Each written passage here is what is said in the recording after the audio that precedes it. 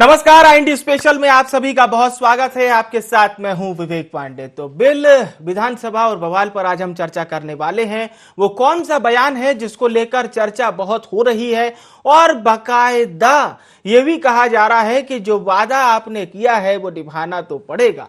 सदन में जो बात कही है उसका क्या प्रमाण था, और प्रमाण को लेकर ही सवाल जवाब दोनों ओर से हो रहे हैं, यानी कि कांग्रेस और बीजेपी की ओर से हो रहे हैं। सदन में सवाल उठाते हुए पूर्व मंत्री और वर्तमान राउत से कांग्रेस के विधायक जीतू पटवारी ने कहा था कि बीजेपी के कार्यकर्ताओं के सम्मेलन में भोजन का खर्चा जनसंपर्क विभाग ने उठाया है। इस बात पर फिर क्या था, बीजेपी हमलावर नजर आई और ताबड़तोड़ सवाल भी आए। लेकिन हम आपको वो पूरी बात सुनवाते हैं जहां से ये पूरा वाकया शुरू हुआ, जीतू पटवारी का सदन में दिया वो बयान, और उससे पहले मुख्यमंत्री शिवराज सिंह चौहान ने क्या कहा था ये भी सुन लीजिए, और इसके बाद क्या कुछ पलटवार आया है सिलसिलेवार आपको सुनवा देते हैं।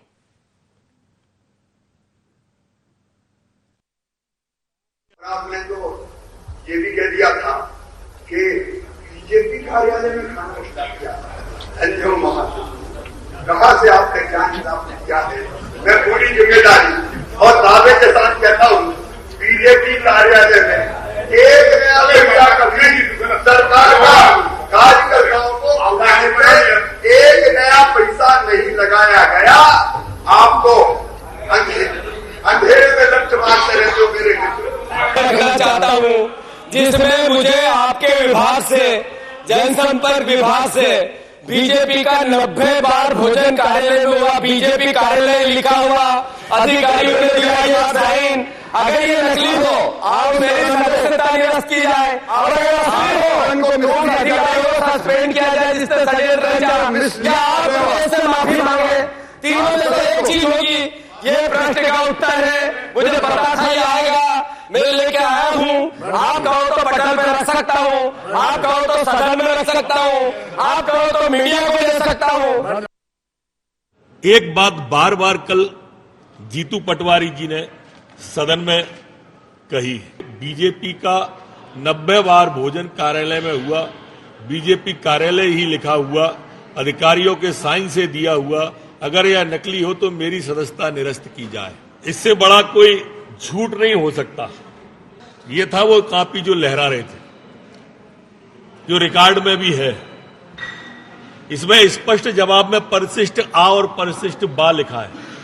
ये परिशिष्ट आ लहरा रहे थे, परिशिष्ट बा के अंदर स्पष्ट रूप से उसका भुगतान का पूरा बीजेपी के द्वारा लिखा गया है। लेकिन भाजपा को बदनाम करने का एक षड्यंत्र था। जीएडी ने जानकारी निरंक लिख दी, उनने कहा कि हम इस तरह की कोई जानकारी नहीं है। ये होटल पलास जो है उसके होटलों के बिल थे और उनने पूरे के पूरे बिल भिजवा दिए। होटल पलास में तो सभी का ऑर्डर जाता है, सरकारी का, पार्टी का भी जाता है, और पार्टी की पूरी रसीदें हैं और इसमें लिखा हुआ है नाम सहित। और इसलिए हमने तय किया है कि इस पूरे के पूरे उसके लिए जीतू पटवारी जी के झूठ बोलने में सदन का उपयोग करने के लिए, उनके झूठ बोलने में अपने आप को महिमा मंडित करने के लिए, उनके झूठ बोलने में भाजपा को बदनाम करने के लिए, उनके झूठ बोलने में हमारी सरकार को बदनाम करने के लिए हम अपने विधायकों से प्रश्न और संदर्भ समिति में विधानसभा अध्यक्ष को इनकी शिकायत दिलवाएंगे और कार्रवाई की मांग उस पर हम करेंगे। इस पर हम आगे जाएंगे। प्रश्न और संदर्भ समिति में इनके खिलाफ जो भी कार्रवाई हो सकती होगी वो करेंगे। तो आपने वो बयान भी सुना सदन के अंदर दिया हुआ। जीतू पटवारी जी पूर्व मंत्री हैं मध्य प्रदेश सरकार के, और क्या कुछ उस पर संसदीय कार्य मंत्री डॉक्टर नरोत्तम मिश्रा ने कहा। चलिए अब हम चर्चा को शुरू करते हैं। हमारे साथ राजपाल सिंह सिसोदिया जी जुड़ चुके हैं, प्रदेश प्रवक्ता हैं मध्य प्रदेश भारतीय जनता पार्टी के, और भूपेंद्र गुप्ता जी भी हमारे साथ जुड़ चुके हैं, उपाध्यक्ष हैं मध्य प्रदेश मीडिया विभाग कांग्रेस के। साथ ही साथ देवदत्त दुबे जी हमारे साथ जुड़ चुके हैं, मध्य प्रदेश के वरिष्ठ पत्रकार हैं। सभी मेहमानों का बहुत स्वागत है। भूपेंद्र गुप्ता जी, चर्चा की शुरुआत आपसे। जिस बिल को सदन में बताया जा रहा था तो सरकार तो उसके दो बाकायदा नरोत्तम जी बता रहे थे कि क्रमांक 1 है, ये क्रमांक 2 है, किस क्रमांक को जीतू पटवारी जी सदन में बता रहे थे, पूरी जानकारी नहीं दी। यानी अब तो वार का पलटवार हो गया सर। ये लग रहा है कि बार का पलटवार हो गया है। जो दस्तावेज जो है स्वयं जीतू पटवारी जी पटल पर रखना चाहते थे, उन्हें पटल पर क्यों नहीं रखने दिया गया? इस बात का जवाब बीजेपी से मांगिए। आप आपकी खुशी देख के मुझे ऐसा लग रहा है कि आपको ये पूछना चाहिए कि भाई जब जीतू पटवारी जी स्वयं कह रहे थे विधानसभा के अंदर कि मैं साहब आप कहते पटल पर मैं एक कागजात रखना चाहता हूँ, तो रखना चाहता हूँ तो पटल पर उन्हें रखने क्यों नहीं दिए गए? फिर तो ये ऑफिशियल रिकॉर्ड में आ जाता है, विधानसभा के रिकॉर्ड में आ जाता है। फिर जो संदर्भ समिति और जो भी बातचीत की जानी है वो की जा सकती थी। ये बातें तो जो है ये सवाल, सबसे बड़ा सवाल ये खड़ा होता है और इस पर जो है चर्चा करनी चाहिए। भारतीय जनता पार्टी को इस पर सफाई भी देना चाहिए। जी चलिए सफाई ले लेते हैं। राजपाल जी, गुप्ता साहब ये कह रहे हैं कि आप लोगों ने वो जो पत्र था उसे सदन में रखने नहीं दिया, और जीतू पटवारी जी कह रहे थे कि मैं मीडिया के सामने भी रख सकता हूं, अध्यक्ष जी को भी दे सकता हूं, सदन में भी रख सकता हूं। तो क्या बीजेपी ने उसमें रुचि नहीं जताई क्या? बीजेपी के विरुद्ध जो षड्यंत्र पूर्वक दस्तावेज पेश करने का काम जीतू पटवारी जी ने सदन में किया है, वह पूर्णतः औचित्यहीन और तर्कहीन तथ्यों के साथ है। हम शुरू दिन से ये बात कह रहे थे कि इस अविश्वास प्रस्ताव के अंदर जो आरोप लगाए जा रहे हैं वे आरोप जनता से जुड़े मुद्दे से नहीं होकर नेता स्वयं अपनी नेतागिरी चमकाने के उद्देश्य से लगाने का काम कर रहे हैं। और उसी का एक उदाहरण जीतू पटवारी के द्वारा ये झूठा लगाया हुआ जो है कागज सामने आने का काम हुआ है। नरोत्तम मिश्रा जी ने बयान दिया है और वो जाने वाले हैं। इसमें विधानसभा अध्यक्ष के समक्ष जाकर शिकायत करना और झूठे कागज प्रस्तुत करने की रिपोर्ट हो, इस बाबत बयान देने का काम माननीय गृह मंत्री जी ने किया है। जीतू पटवारी जी ने तथ्यों को छुपाकर, तोड़ मरोड़ कर, गलत तरीके से सदन में पेश करने का महापाप किया है।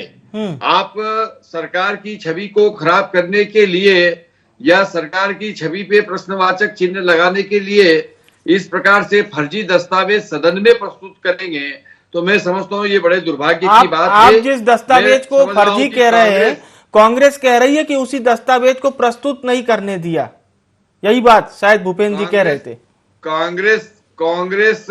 कांग्रेस जो है विधानसभा में क्या प्रस्तुत करना चाहिए, कब करना चाहिए, ये और आम सभा में क्या बात करना चाहिए, इसमें अंतर नहीं समझती शायद।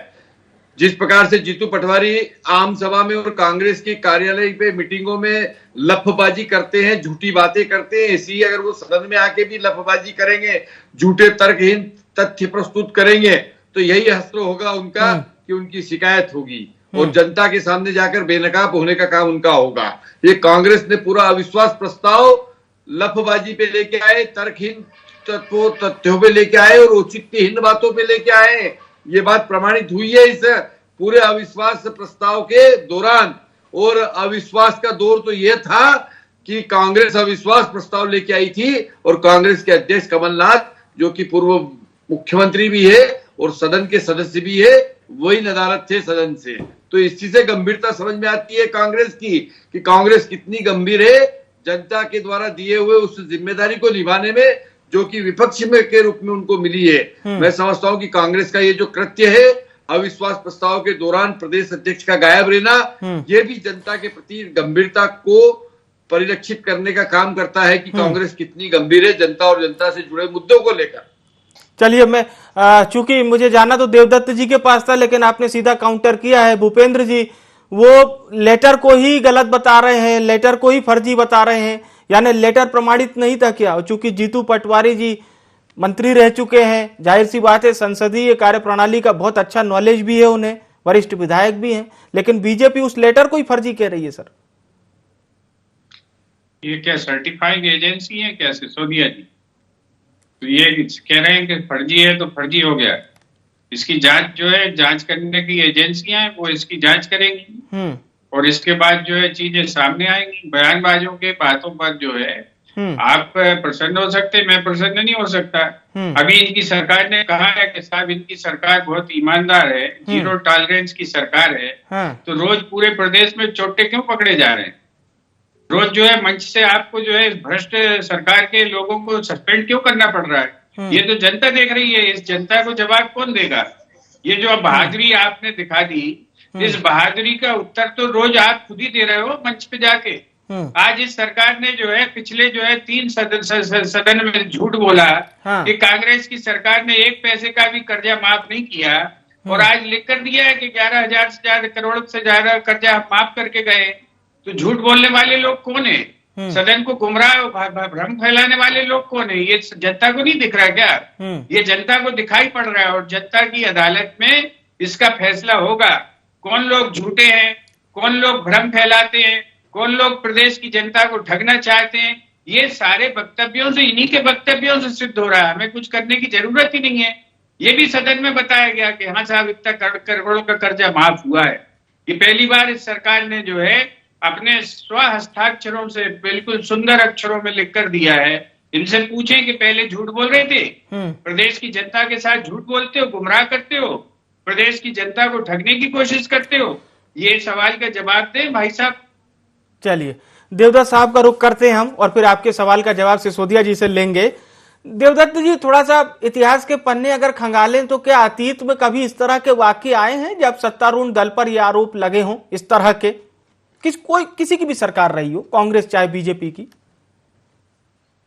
देखिए, आजादी के बाद से अब तक 27 बार विधानसभा में अविश्वास प्रस्ताव आए हैं जी, लेकिन इस बार का जो अविश्वास का नजारा था वो बड़ा अजीबोगरीब था। किसको किस पे अविश्वास, किस पे विश्वास, कौन क्या कह रहा, वो गंभीर मुद्दे पे बड़े नेता गायब हो रहे, और जो उपस्थित हैं वो हंसी ठिठोली कर रहे, कोई कुछ भी कहे जा रहा है।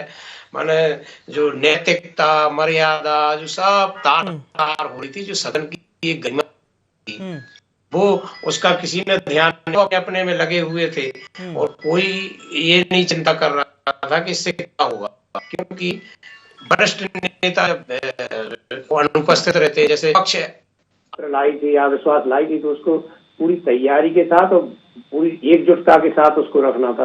तो आज सरकार कटघरे में खड़ी होती।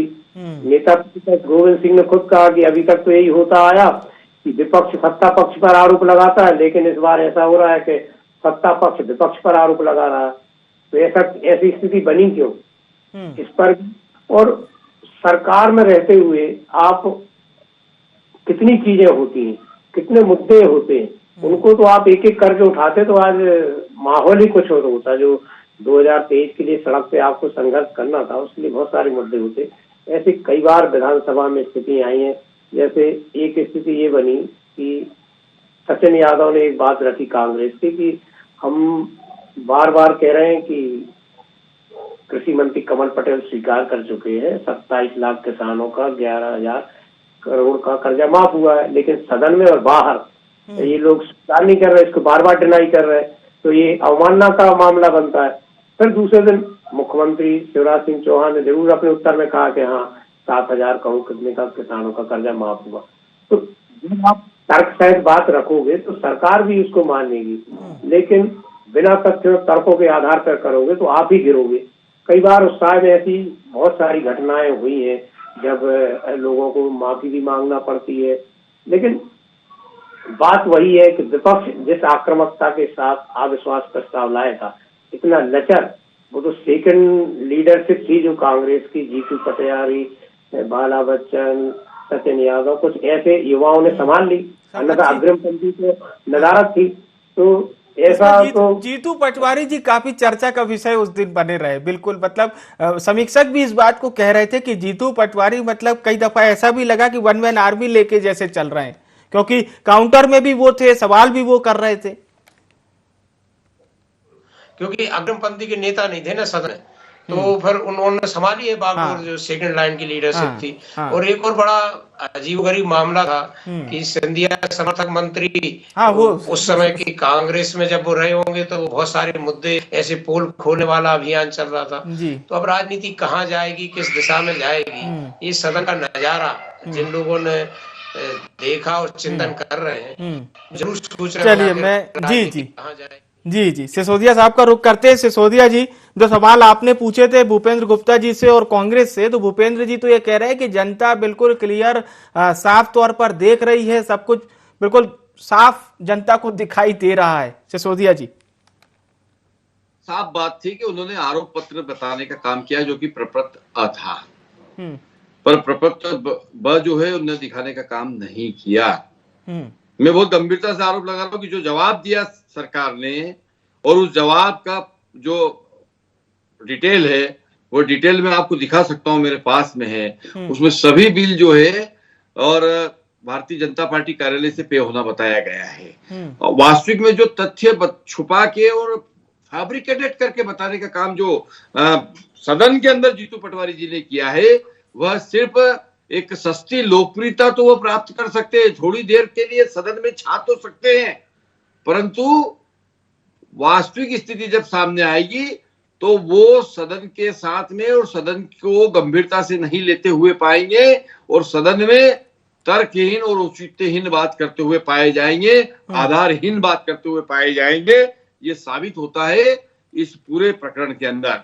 बिल पे हुए हैं पलास रेसिडेंसी को, भारतीय जनता पार्टी से पे हुए हैं, बिल के नंबर है, अमाउंट है, कितनी बार कार्यक्रम हुआ वो है, ये तमाम जो डिटेल्स है वो डिटेल्स हम आज जारी भी कर चुके हैं, कल सदन में भी था और उसके बाद में आज हम आपको भी बताने का काम कर सकते हैं। पर उन्होंने वो नहीं बताया जो जवाब में बिल के डिटेल में बताया गया था। उन्होंने ये जरूर कहा कि क्या क्या खर्चा हुआ, 2014 से लेके 2018 तक कितने कार्यक्रम हुए, उनके सम्मेलन, मिलन समारोह, धार्मिक सामाजिक आयोजन इत्यादि के अनुसार उनकी जानकारी मांगने का काम। पर जो जानकारी आई वो नहीं बताते, उन्होंने सीधे सीधे आरोप लगाया कि ये सरकारी खजाने से सीएम हाउस के उससे पेमेंट किया गया, जबकि ऐसा नहीं हुआ है।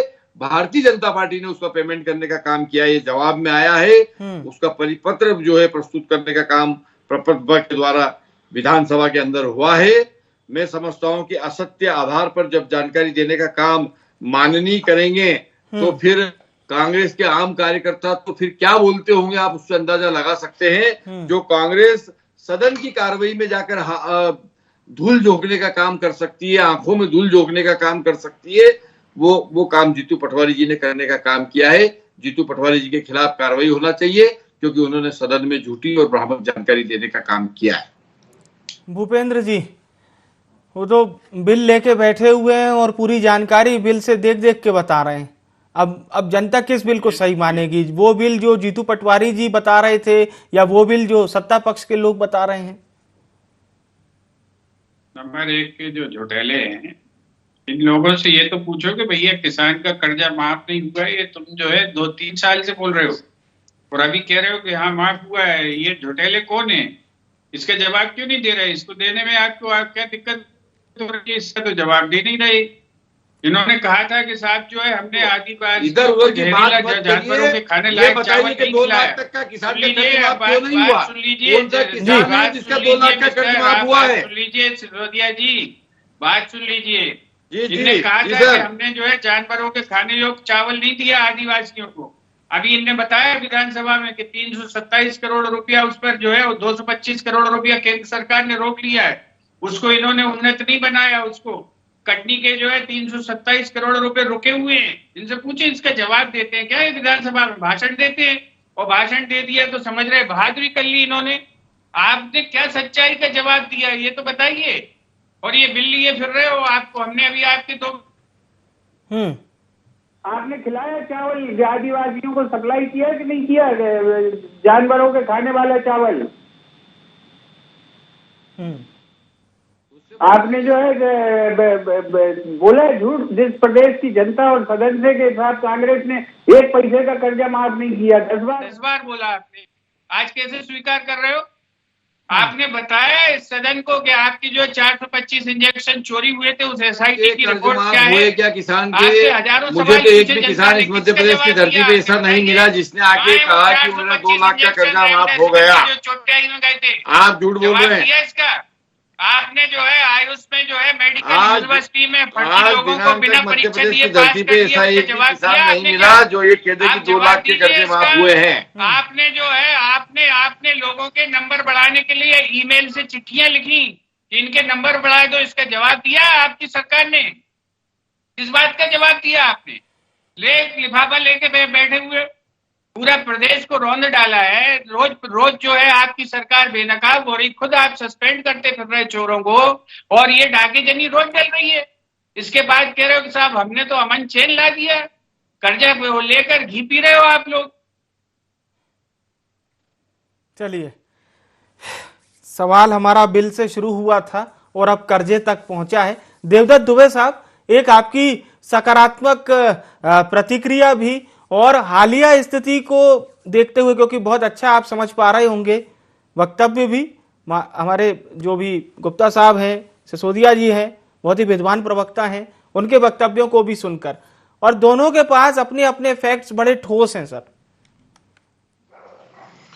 देखिए, अभी तो जो लोग कहते हैं ना कि भाषण नहीं दे रहे, सदन में बोल रहे हैं, मतलब भाषण में आप कुछ भी कह सकते हो, सदन में आप सही बोलेंगे। एक बात, पहले जैसे दोनों दल घोषणा पत्र जारी करते थे, जब उससे विश्वास हट गया तो एक ने वचन पत्र कहा, दूसरे ने संकल्प पत्र कहा, नाम बदल दिए कि आप तो विश्वास करो, घोषणा पत्र विश्वास नहीं रहा, तो एक वचन पत्र कह रहा है, एक संकल्प पत्र कह रहा है। ऐसे ही विधानसभा में भी यदि आप करने लगोगे दोनों दलों के जनप्रतिनिधियों से, तो फिर क्या गंगा जी में कहेंगे संगम में चलो खड़े होके फिर बात करें, नाव में हम खड़े होके फिर बात करेंगे कि हम जो कह रहे सही कह रहे, या नर्मदा जी में खड़े होके हम कह रहे सही कह रहे। विधानसभा एक पवित्र सदन है, जैसा जनप्रतिनिधि कहते हैं पवित्र मंदिर है, कम से कम वहां की साख रहना चाहिए। जो भी बोले तथ्यों पे, तर्कों पे और आंकड़ों के आधार पर बोले, जिससे आपकी साख न खराब हो। यहाँ तो आपने बदल दिया नाम, घोषणा पत्र को एक वचन पत्र कह रहा है, संकल्प पत्र कह रहा है। अब विधानसभा को अपन क्या कहने लगेंगे कि आप भरोसा करो, क्योंकि विधानसभा की बातों पे भरोसा नहीं रहेगा। इस अविश्वास प्रस्ताव के कारण 2 वाक्य ऐसे आ गए जिसमें दोनों दलों की तरफ से ये हुआ कि भाई आप सही नहीं कह रहे, गलत कह रहे। तो मुझे लगता है कि कम से कम उस सदन की गरिमा को ध्यान में रखें, और वहां कितने साल में कितने कम अवसर आते हैं, वहां तो कम से कम सही बोले।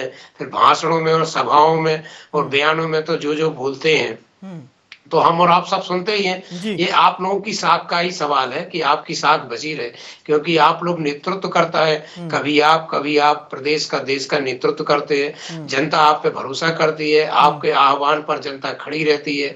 और आप यदि ऐसा करेंगे तो ये गिरावट राजनीति की होगी, तो वो समाज की भी होगी, प्रदेश की होगी, देश की होगी, जो नहीं होना चाहिए। आप लोगों पर अटूट भरोसा है, उस पर एक एक वोट करके सब वोट देते हैं और आपको राज सिंहासन पे बिठाते हैं। राजधर्म का पालन करें और उस पर जो बैठकर जो भी बात कहें, प्रिय हित लाभ की चिंता किए बगैर समाज और देश हित की चिंता करते हुए बात कहें, तो मुझे लगता है आपको बहुत फायदा होगा।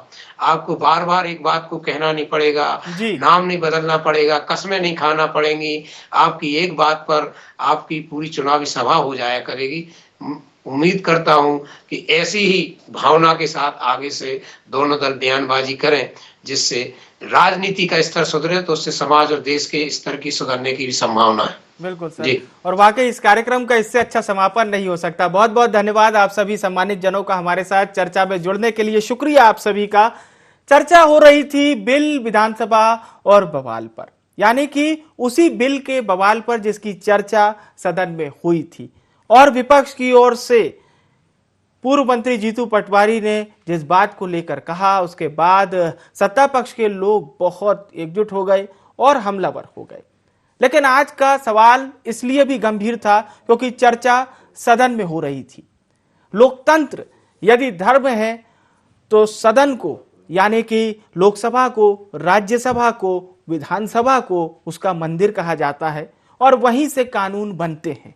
वे कानून जो हमारे और आपके जीवन में बदलाव लाते हैं, हमें प्रभावित करते हैं। इसीलिए सदन में बोली हुई कोई भी बात रहती है तो बहुत गंभीरता से सुनी जाती है और उस पर विश्वास भी किया जाता है, क्योंकि वहां पर सब कुछ लिखित में होता है। तो इसीलिए नेताओं को भी यह समझना होगा कि सदन में जो कुछ बोला जाए, ठोक बजा के बोला जाए और बहुत डेटा फैक्ट्स के साथ ही बोला जाए, क्योंकि जनता तक सूचना आते आते कितने क्रमबद्ध चरण आते हैं, ये बात नेता बहुत अच्छे से समझते हैं। फिलहाल के लिए एनडी स्पेशल में इतना ही। मुझे यानी विवेक को दीजिए इजाजत। नमस्कार।